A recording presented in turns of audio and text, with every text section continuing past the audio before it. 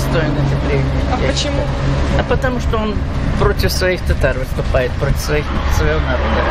Да ужас, бандюги, фашистов. Он пытается разыгрывать крымско-татарскую карту. Сегодня очень много вопросов президент России Владимир Владимирович Путин решил для крымско-татарского народа. Да и предыдущее правительство, даже вот крымское наше, немало тоже делало и по земельным участкам, и по открытию школ крымско-татарского языка обучения, и по крымско-татарскому музыкально-драматическому театру.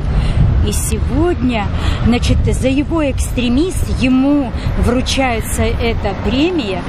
Это не очень здорово. Я сомневаюсь, что Мустафа Джемилев борется за права каких-то народов. Я сколько людей спрашивал, никто мне не сказал, что-то для тебя лично сделал Мустафа Джемилев. Люди говорят, никто не мог сказать мне четко, да, он мне там помог в том-то, в том-то и в том-то. Положительно. А почему? Ну, достоин, считаю, что этого.